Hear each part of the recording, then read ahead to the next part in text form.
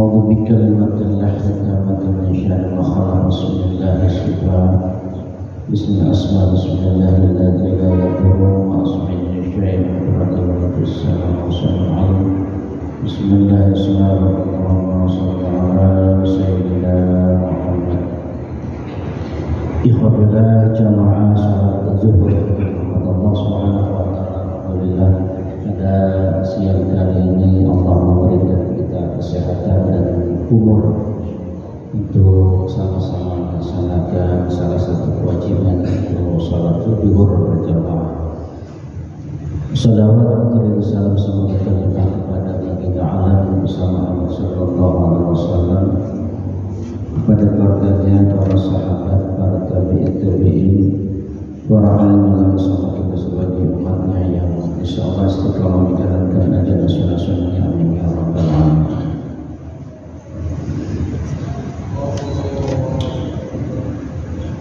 Baginda Rasulullah SAW bersabda,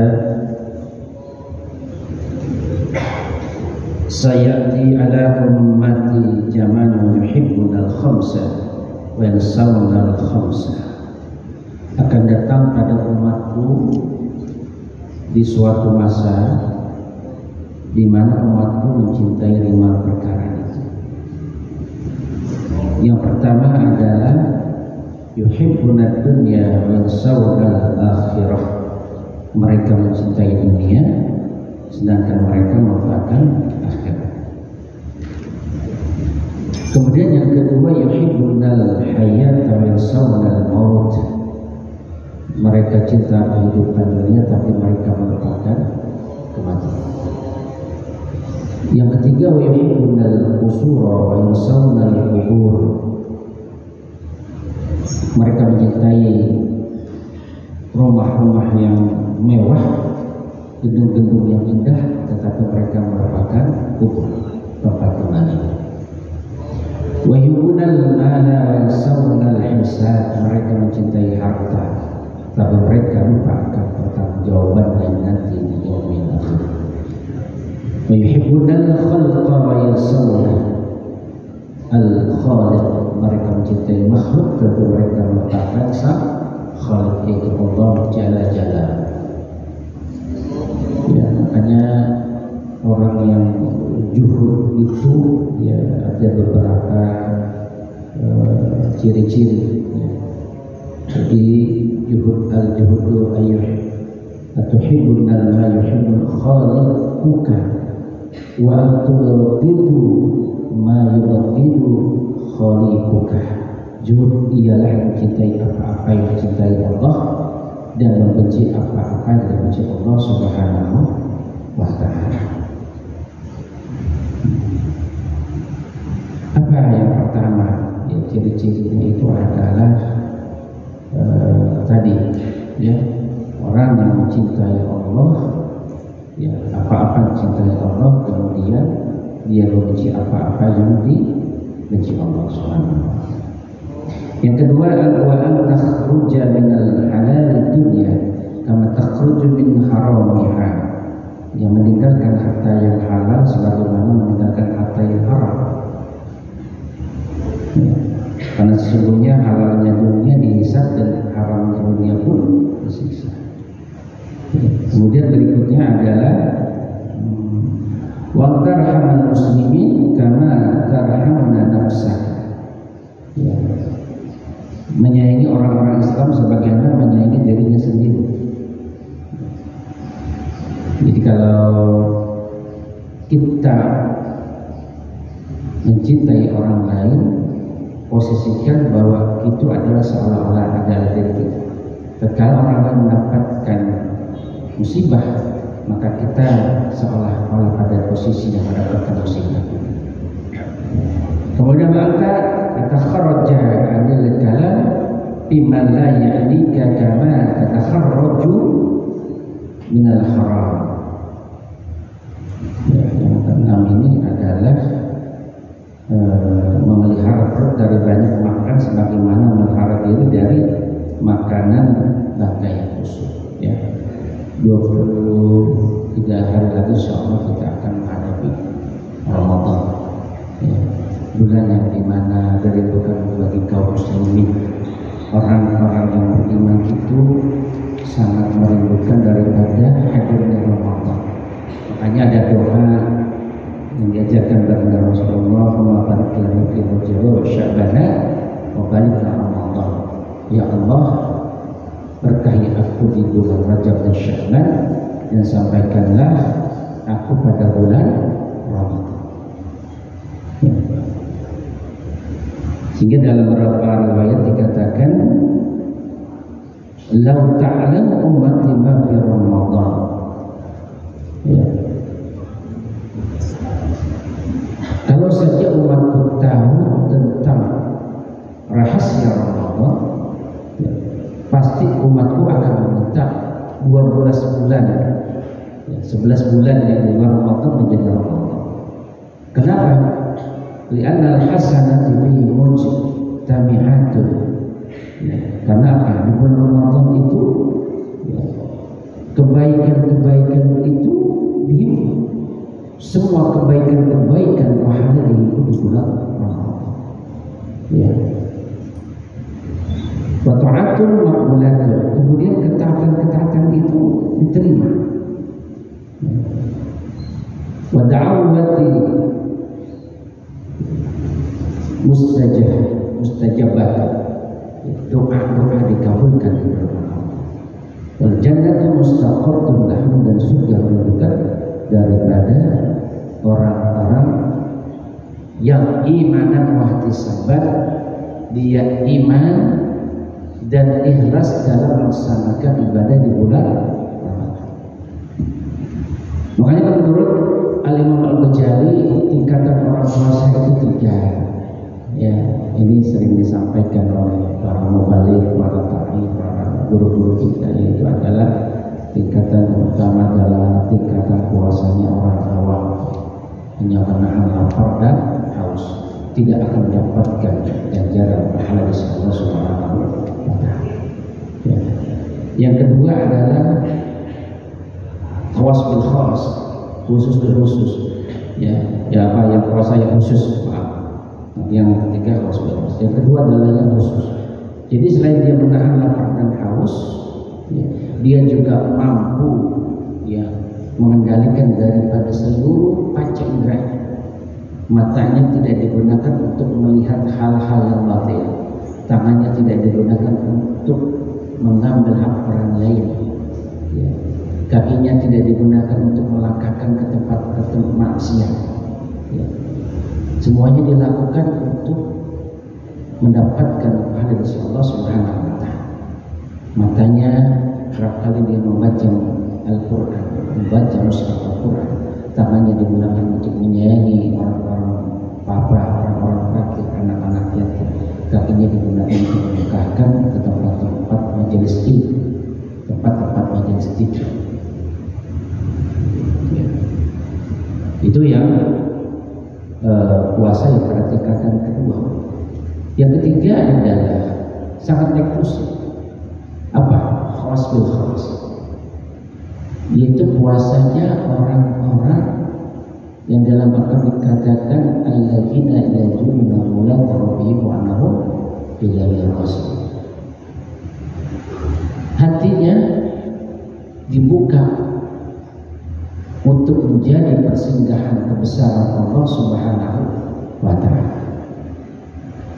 Nah, tingkatan puasa ini yang puasanya para nabi, para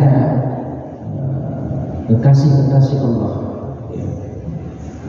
para sahabat, para wali Allah. Pada tingkatan ini, kalau saja hatinya tidak berzikir pada Allah, lupa saja daripada Allah, maka dia menganggap puasanya itu telah rusak. Ini bukan tingkatan kita, Pak. Ya. Bisa menjadi ke sana, oh bisa, dengan sungguh-sungguh, dengan riyadhah, ya. Ya. Tetapi emang ini sangat eksklusif, ya. mahal sekali barang ini. Ya. Ada riwayat, ya, dari kitab Ihya itu, kita bukan ada seorang yang saleh, Abu Sa'id, ya, tatkala dia melakukan perjalanan untuk beribadah haji, ya, membawa perbekalan secukupnya, kemudian di tengah padang pasir, ya, kalau di padang pasir kan dulu yang kita tahu adalah kalau orang melakukan perjalanan itu berhenti pasang tenda kemah, kemudian digali sumur untuk mendapatkan air. Dia beberapa malam, setelah itu lanjut lagi. Belum sampai pada tujuan, berhenti lagi istirahat, menggali lagi untuk air evakuasi.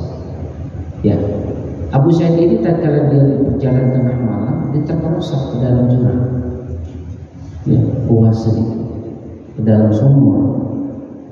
Ya. Ingat sekali tatkala dia ada di bawah berteriak.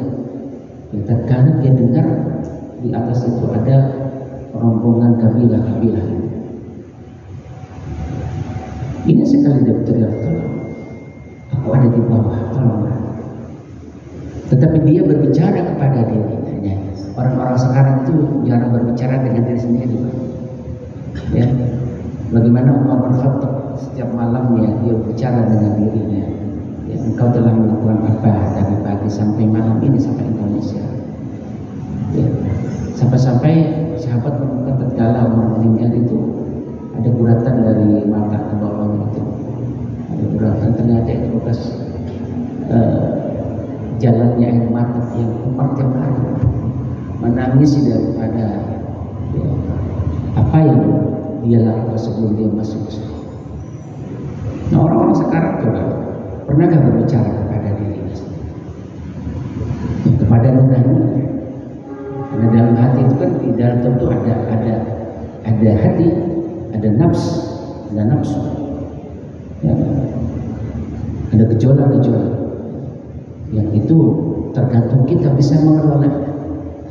Makanya Abu Sa'id itu tatkala dia ingin sekali di dalam nafsunya, ya, sebagai sunatullah, sebagai manusia ingin berteriak, tolong, aku ada di bawah, ya, angkatlah aku dari sini. Ya. Tetapi dia berbicara kepada dirinya, hai Abu Sa'id, engkau telah melakukan perjalanan sendiri, ya. Dan engkau di sini itu tidak sendiri, engkau bersama Allah Subhanahu wa Ta'ala. Ya. Apakah pantas engkau meminta kepada selain Allah Subhanahu wa Ta'ala? Ya. Akhirnya diurungkan untuk meminta pertolongan itu. Diterus, ya, kepasrahannya semakin dalam, ya, totalitas kepasrahannya dia hanya meminta pertolongan kepada Allah Subhanahu wa Ta'ala. Lewatlah itu kabilah, ya, dari tempatnya dia terjerembab ke bawah sumur itu. Datang lagi, ya, dua orang sedang berbincang-bincang, terdengar oleh Abu Sa'id ini. Terdengar sekali, kawan, ini ada lubang, ya, kalau orang lewat ini bahaya, mari kita tutup lubang ini.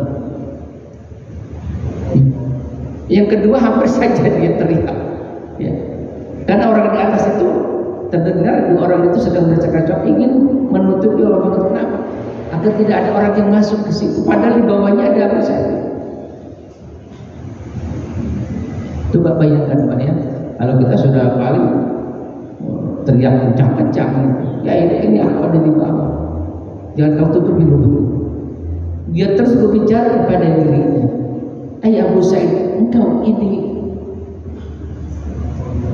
menggantungkan dirimu kepada Allah atau kepada manusia? Ya, hanya tidak urungkan lagi. Dia tahan sekuat-kuatnya dan dia pasrahkan lagi tawakal kepada Allah. Ya. Kemudian ditutupilah lubang itu, Pak, dengan ranting-ranting, ya, dengan ranting-ranting dengan plastik. Ya, hampir-hampir Abu Sa'id tidak bisa nafas. Ya. Berlalulah orang itu dan Abu Sa'id kembali dia, ya, menghusukkan dirinya, memasarkan dirinya kepada Allah Subhanahu wa Ta'ala. Inilah orang yang sudah pada tingkatan arif billah, ya, dua minggu lalu saya sampaikan. orang-orang yang makrifat, yang hatinya sudah tertapak kepada Allah Subhanahu wa Ta'ala. Ya. Berselang kemudian tidak lama ada tali timba yang jatuh ke bawah dengan ember. Kayak orang Solo kan penerima ember ya Pak ya. Seolah-olah ada yang bilang, wahai Abu Sa'id, naiklah, berpeganglah pada timba, pada tali timba. Makanya Abu Sa'id dipegang tali timba itu, dan ternyata tiba-tiba seolah-olah dia mengerek, ya, naik perlahan, jadi sikapkan ranting-ranting dalam sumur itu, ya, dan akhirnya dia sampai ke permukaan. Tetapi betapa terkejutnya Abu Sa'id ini, tatkala yang mengerek itu bukan manusia tetapi hewan buas. Logikanya hewan buas melihat manusia di tengah padang pasir yang mungkin bisa 3 hari dia tidak memaksa makanan. Logikanya hewan buas itu akan menerkam Abu Sa'id. Tetapi begitu melihat Abu Sa'id, hewan itu tiba-tiba pergi, meninggalkan Abu Sa'id. Ya, ini orang-orang yang sudah pada tingkat arif billah, ya. Makanya Ramadan sampai ke sana, ya, tingkatin tuh sholat sunnahnya, ya, selain tadarus Al-Quran. Minimal kan 1 bulan hatam, ya, 1 malam 1 juz, 1 hari 1 malam 1 juz. Kita kan enggak, kadang terawih aja pilih-pilih ya Pak. Yang 11 rakaat mana? Atau yang imamnya membukma, ya, ditambah 11 rakaat yang ada teh botolnya mana? Itu ya Pak ya. Mudah-mudahan kalaupun kita sholat di masjid musola yang 11 di rumah tamat. Bagaimana Ali Zainal Abidin, putra daripada Ali bin Abi Thalib, cucu baginda Rasulullah SAW, cicit, dikenal dengan As-Sajjad. Julukannya As-Sajjad apa? Si tukang sujud. Si tukang sujud. As-Sajjad, si tukang sujud. Berapa tahajudnya setiap malam? Bukan di Ramadan, 500 rakaat. 500 rakaat. Kita kan terawih pilih-pilih mana yang cepat, mana yang 11. Ya, ini saya bukan bicara lagi, silahkan aja mau 11 sudah nggak apa-apa, ya kan? Emang kata hadisnya kan Nabi juga 11 kok, nggak mau 3 malam di masjid, itu kan gitu. Kita tapi lihat Umar bin Khattab, Imam Al-Istihad 23 rakaat di Madinah, sampai Imam Malik bin Anas 40 rakaat. Artinya apa? Dia mengoptimalkan Ramadan, mengoptimalkan segala aktivitas ibadah pada Allah Subhanahu wa Ta'ala. Ya. Karena pahala itu tergantung jerih payah kita. 1, mukhlis, ikhlas. 2 adalah jerih payah kita. Beda gak orang yang suka bangun malam, yang dia dengan penuh lelah, ngantuk, dia bangun, kemudian mengambil air wudhu, dia sujud, dengan orang yang tertidur. Walaupun tertidurnya dibaca doa misalnya, ya, sama-sama mau tidurnya si A si B baca doa, bahkan sebelum itu dia ambil air wudhu, tetapi yang satu ini dia bangun untuk sujud. Beda gak dengan yang ini? Beda, bisa disamakan. Oh, yang penting ibadah ikhlas, iya. Saya katakan posisi kedua-duanya dia mukhlisina lahuddin, ikhlas dalam dia beramal, tetapi beda. Jerih payahnya itu akan beda, pahalanya pun akan beda. Orang yang jerih payah susah payah,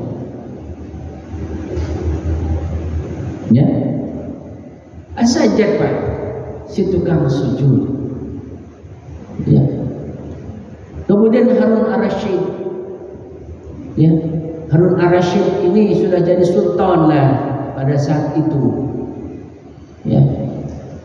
Tetapi oleh ulama-ulama sejamannya, oleh Asy-Sya'bi pada situ dikatakan dia munafik, ya. Dikatakan oleh ulama itu, padahal tahajudnya Harun al-Rasyid itu tidak kurang daripada 100 rakaat setiap hari. Itu zaman dulu. Ya. Kenapa ulama-ulama menganggap bahwa Harun al-Rasyid itu masih mencintai dunia? Tapi ibadah dan zikirnya setiap malam 100 rakaat tidak kurang. 13 kali pergi haji dari Baghdad ke Mekah berjalan kaki, dan dia persembahkan pahalanya untuk baginda Rasulullah. Boleh kirim pahala? Kenapa enggak? Bagi Allah.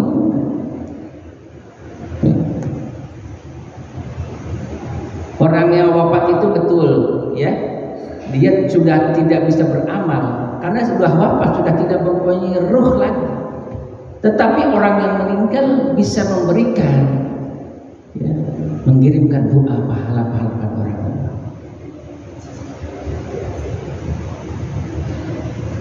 Kalau nggak bisa ya ngapain disolatin? Ya, sholat jenazah kan gitu. Allahumma billah warhamhu wa'afihi wa'anhu, Allahumma billah warhamhu wa'afihi, Allahumma billah warhamhu. Itu kan pada saat kita sholat jenazah itu mendoakan. Artinya ya ada kebaikan dari orang itu pada orang lain.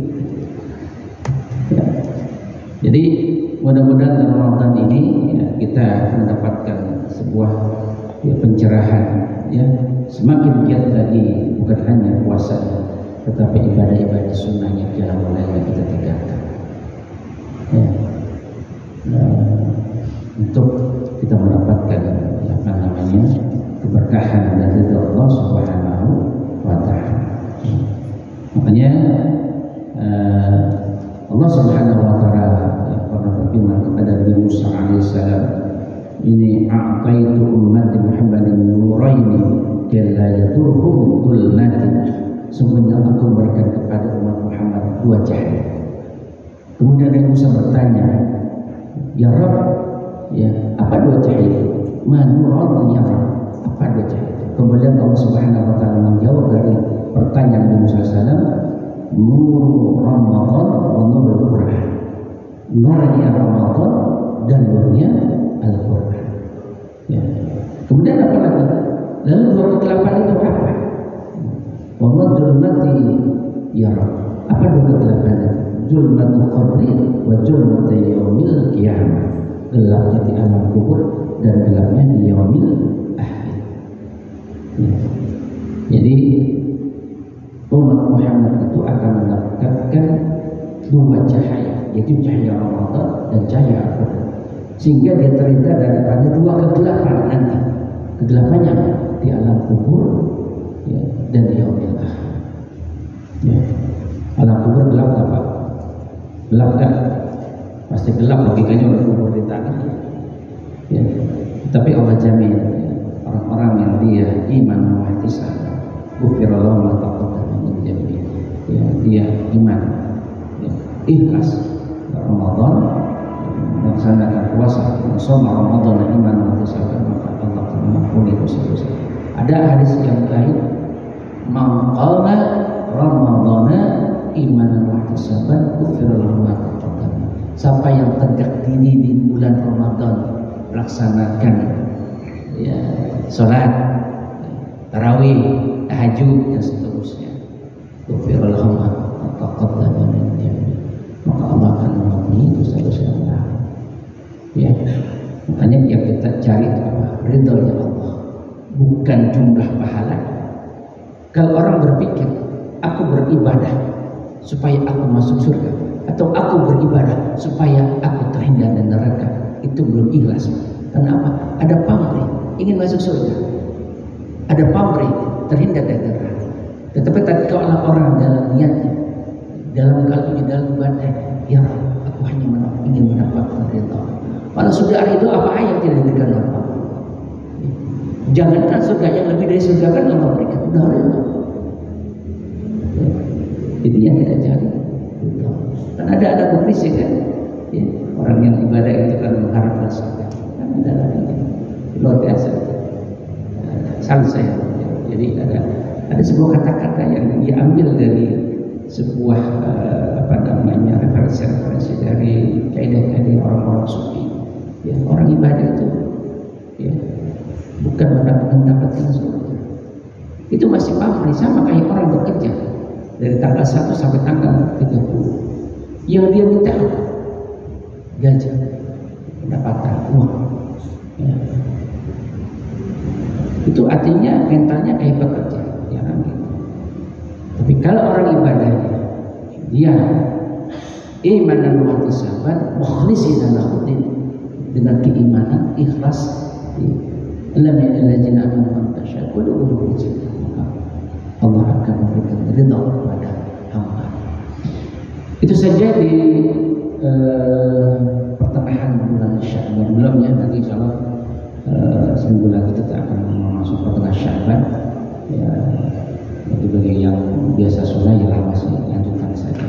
Kecuali kalau biasa Senin Kamis, ya, pertengahan Sya'ban ya sebaiknya kita sahur.